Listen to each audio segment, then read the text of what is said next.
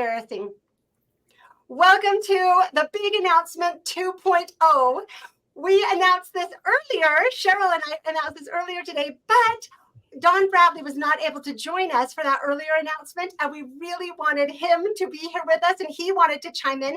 And we wanted to clarify some of the things a little bit in a little bit better framing that we didn't fully communicate before. So we are here again to once again announce the Journal of Mormon Polygamy, the new project that we are so excited to launch and that we have very, very high hopes for. I'll go ahead and explain a little bit about it if that's all right. And Dawn and Cheryl, please jump in at any point. So what we have realized is that this topic, specifically Mormon polygamy, is so big and so broad and robust and has so many tentacles going in every direction. Has so much interest that it deserves its own journal rather than just having articles posted periodically in other journals. This on its own is substantive enough and important enough to warrant its own academic journal. And so therefore, the Journal of Mormon Polygamy is being launched. And does anyone want to chime in before I continue?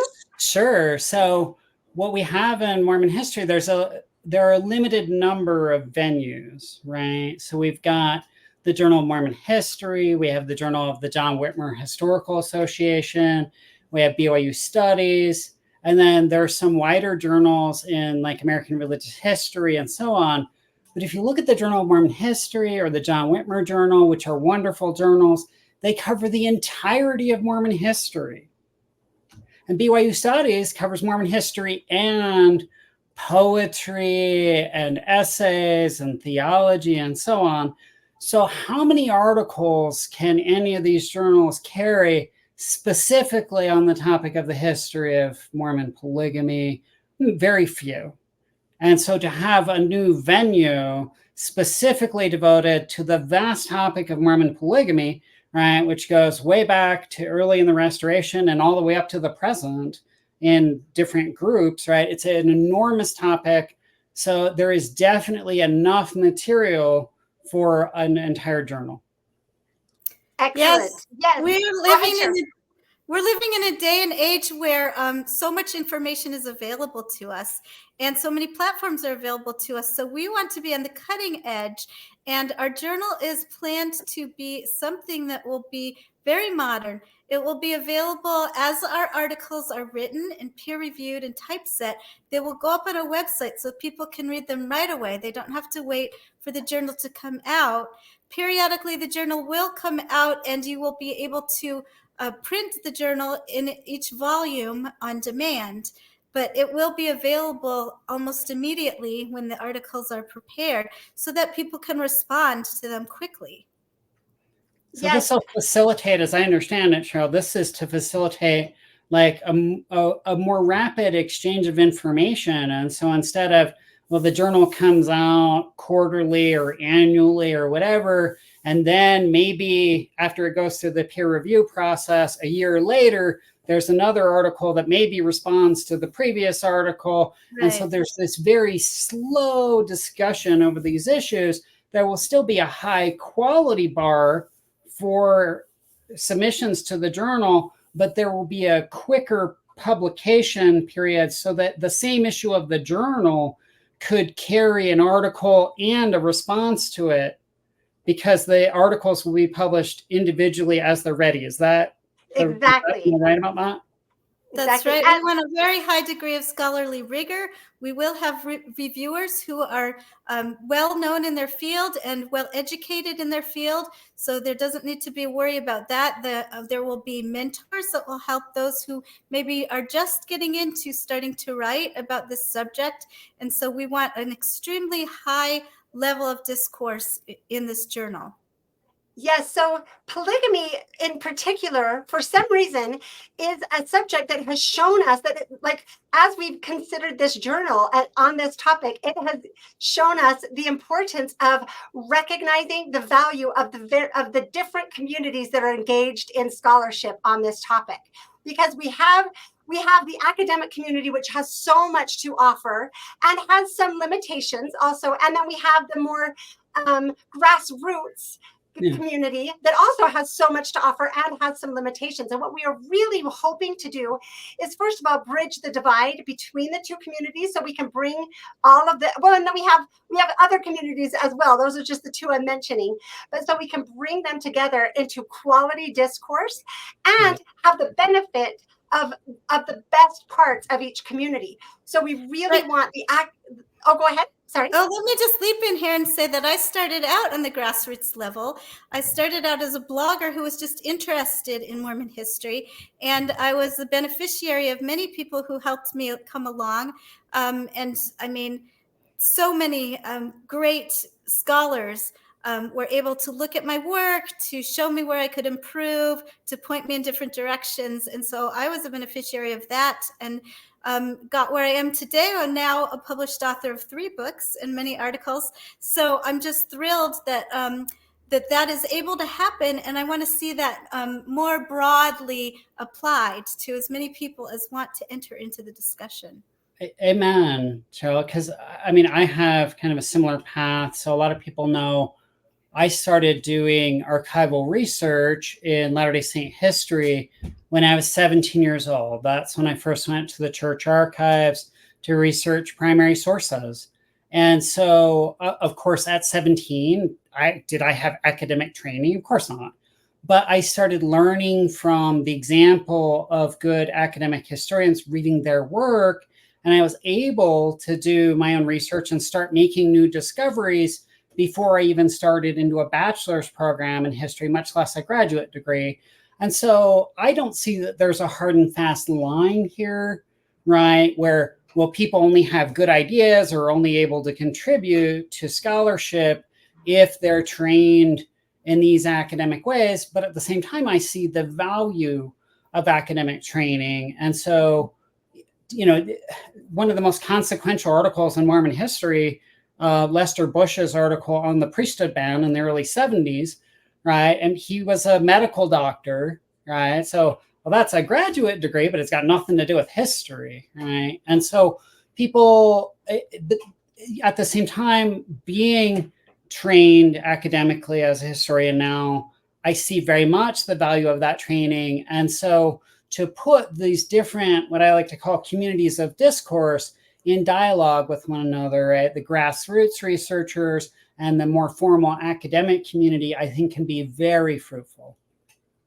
I absolutely agree. I think it's so exciting. And I'll just chime in. I started my podcast purely focused on theology. That was my purpose. And it's been drinking from a fire hose to get up to date, to make the inroads into the historical studies that I have. And then I am the beneficiary of being trained and mentored right now, so I can understand a little bit better how the academy works. But at the same time, it is important to recognize the value of the grassroots as well. So if we combine the peer review with the more populist movement, because there are so many people interested in this topic that have brought so much more energy to it and have pointed out some of the problems with even some of the peer-reviewed history that has been done. And so that's why I think giving academics the opportunity to reach a broader audience that's really excited about the work, that, you know, to have them be on the cutting edge where they can get their messages out in the most consumable ways by the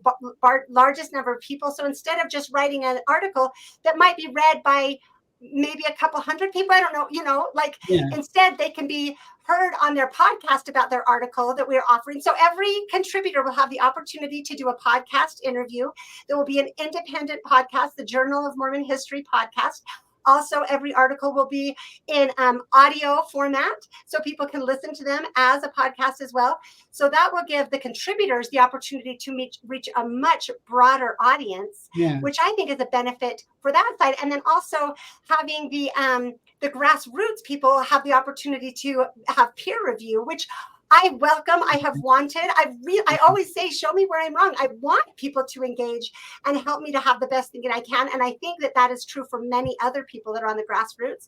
And that's why we are hoping that this will be so beneficial to both communities and really help separate the wheat from the dross in both communities for the arguments. So what the ultimate goal really is to move knowledge forward and to increase dialogue and engagement and break down barriers of suspicion or like separation, and create more unity so people can engage in mutual respect in the most productive ways possible. Yeah. Yes, let me just tell you a little bit more about what we're looking at.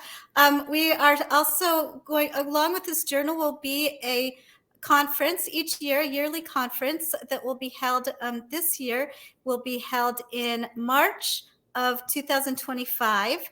And we will have presenters there whose articles or whose work will also go in the journal.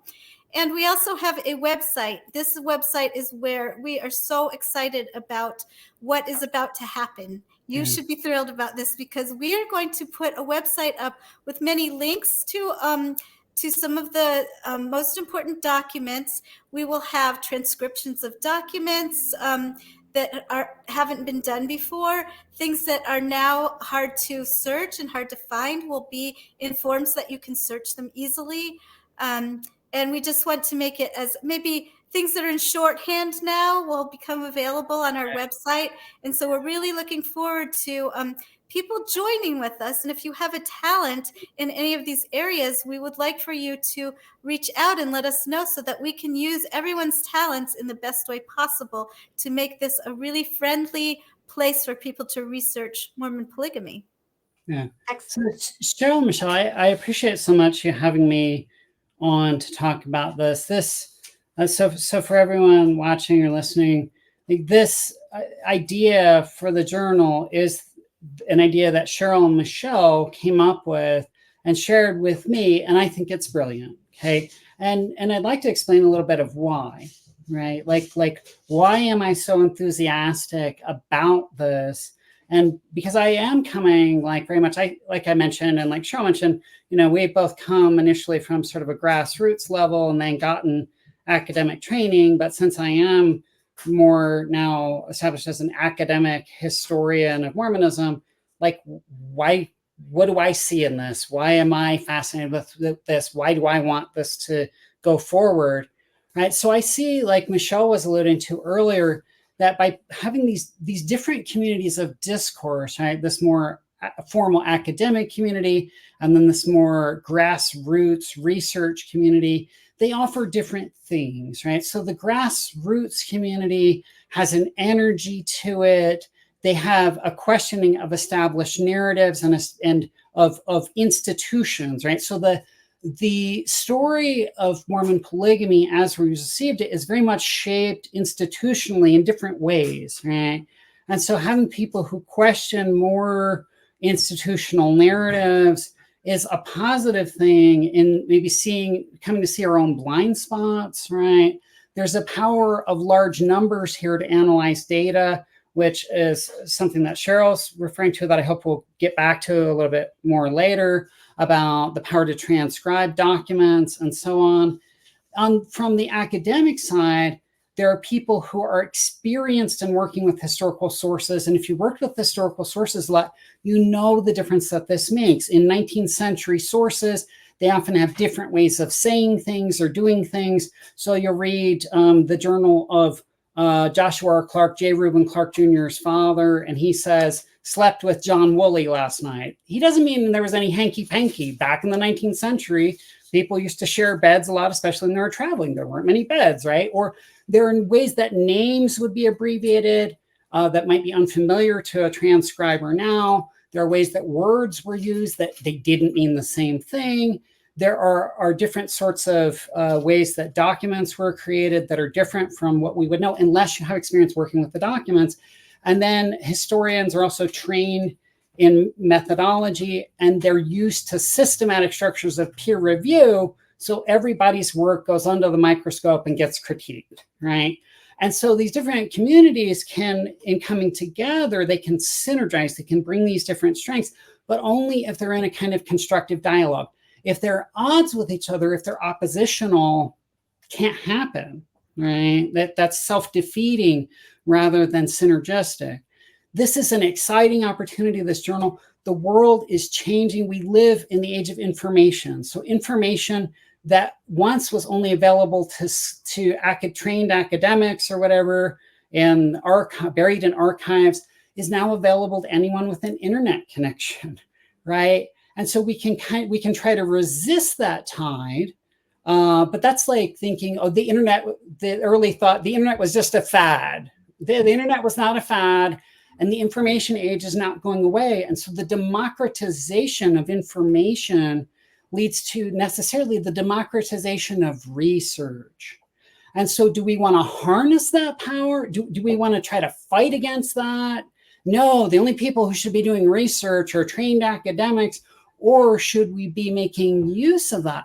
Well, guess which the church has done?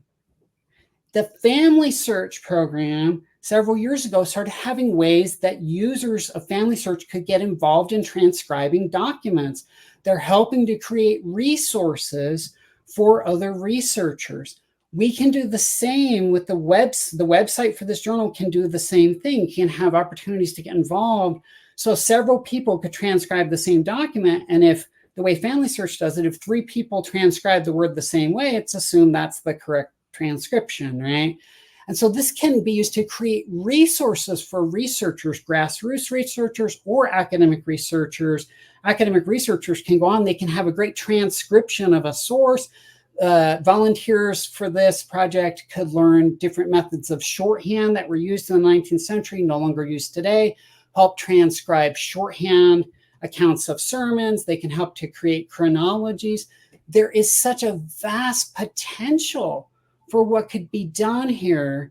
And so this can be a benefit across the board for everyone who does research here. So instead of like, we can, academics here, we could kind of like circle the wagons, or we can expand the circle, right? And we can maintain in the journal the same kind of standards of peer review and quality that any academic journal has, but just widen the invitation for people to participate so that people at the grassroots level feel as welcome as people who are established academics. Dawn, that was so beautifully expressed. Oh, go ahead, Cheryl, and then I'll. Oh, you want to get involved. It's so exciting. We are thrilled about this, and we're hoping that many of you will reach out to us and offer some of your expertise, if you have expertise in something that you think will be of value, and looking forward to reading some of the things that are going to be coming out. It's just so exciting, and we are ready to go on this. We are going to just gallop away.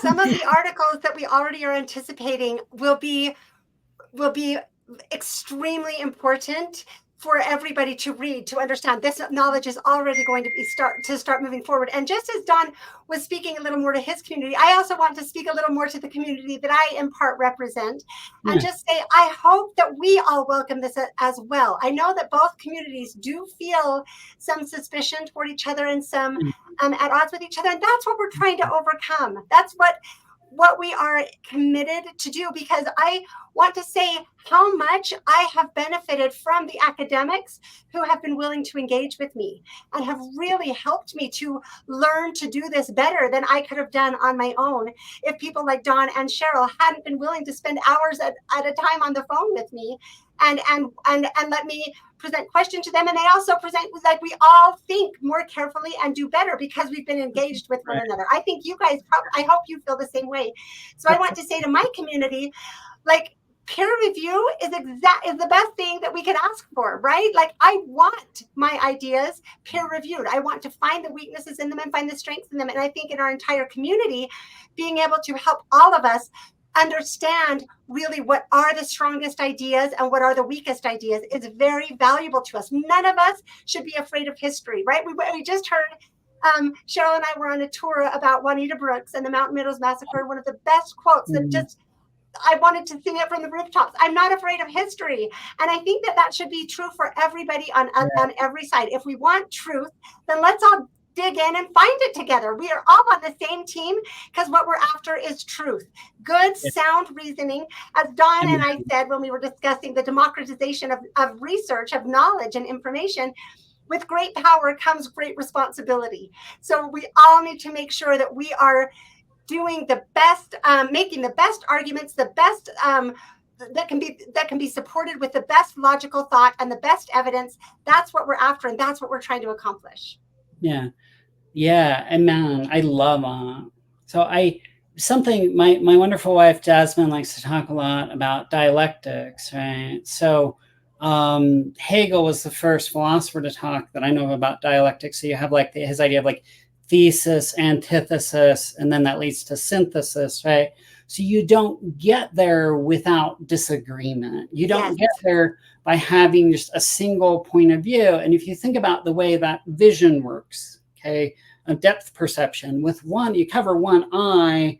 Right now, I'm just seeing in 2 dimensions. I can't really accurately perceive the depth, the distance that the screen is from me, right? But it's because the other eye is at a slightly different position and sees differently that there's that depth to perception, right? And I know in my own work, it's usually through pursuing the anomalies in my explanations that I make progress. If I just look at my explanatory model and I say, this is what works about it, and I focus only on what works about it, the model remains static. It doesn't progress. It's only by pushing the boundaries of the model to explain what it doesn't explain well, to account for those things, the anomalies, that the model expands, right? And so for the academic community, one thing that I think we're not good at and that I'm trying to learn to be better at is explaining in some ways, it's actually easier to put methodology into practice than it is to explain it to somebody else. And that may seem counterintuitive, but I think maybe people who are experts in different fields might understand that, but we live in the age of information. We live in an age where people can look at all the sources for themselves. So we need to learn to be able to give a better account of how we get from point A to B to C all the way to Z, right? What is the methodology? What is the reasoning? How do we explain it? How do we share it? And then there are different advantages of that. For one thing, it can help us to sharpen our own methodology as we try to explain it to other people and see where there may be gaps in our own reasoning. But it also makes us better teachers for other people of teaching systematic methodology, right? And so for historians to be able to learn to do that better is only a good thing, right? And I would love to see more people thinking historically. I would love to see more people engaging the sources systematically, doing more work.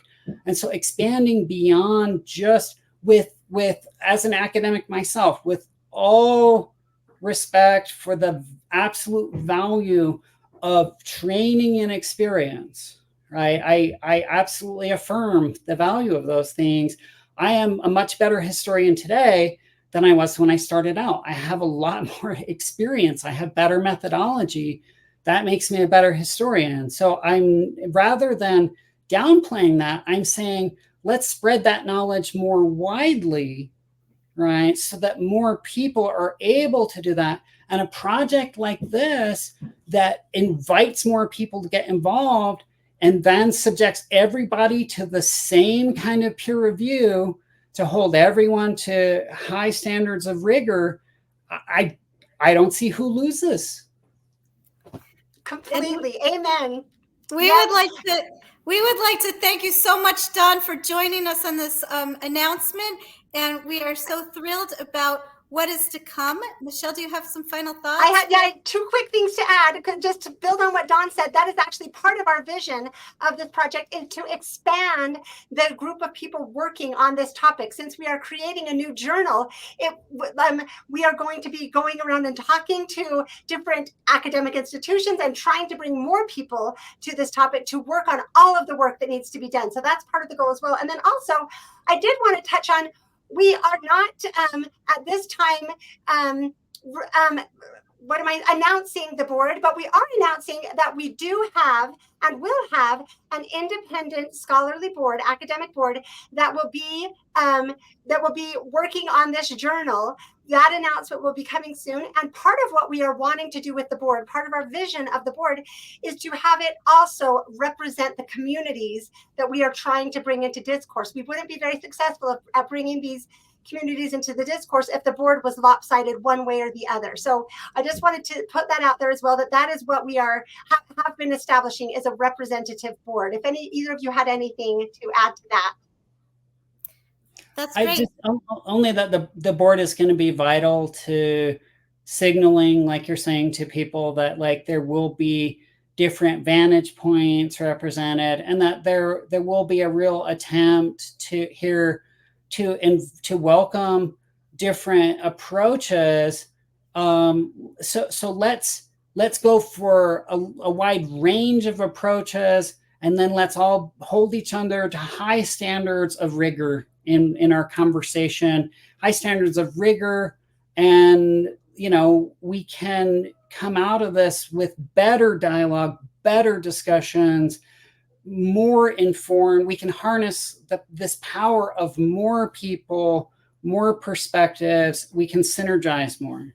I love it. That's my hope, is that the academics will be generous with their training and their skill set, and be willing to engage and become known by a much broader community. That just the good that the academics can bring to this is also really important. And I hope that they are recognizing that, and also the value that they can receive from it. Right. And that the academics, because like you were alluding to earlier, like academic journals tend to have small circulations. It's to a great extent, it's academics talking to other academics. And there's value in that for sure, right? But with the articles being published online, and then also, as I understand, it's going to be like print on demand for a whole issue of the journal, right? That the article's going out online, and then an associated podcast with each article means it goes to a wide audience. And so for academics and others, for authors of articles, instead of reaching an audience of hundreds, maybe an audience of thousands or tens of thousands. And so this isn't some sort of restriction of the conversation to exclude some part of academia or something. This is an expansion of the conversation, and expansion of the exposure of the work of the people involved. So again, like I only see benefit from this for everyone. Perfect. Well, I think that's our announcement. I guess, since on behalf of all of us, I want to thank Dawn and Cheryl for coming on with me to announce this. I feel kind of funny because this isn't my project, so I shouldn't be the one announcing, thanking them. But I want to thank all of you for joining us. I think I can speak for all of us, that we invite you to participate, to get on board, to let us know how you would like to be involved. We hope that there will be robust interest from all of the communities that we are trying to serve with this journal. And our website will go live in the not too distant future. We'll come on and announce that again, and more information will be forthcoming. But in the meantime, here again is our Journal of Mormon Polygamy. And any last words before we say goodbye? No, thanks for having me on. Thank you. We'll see you all soon.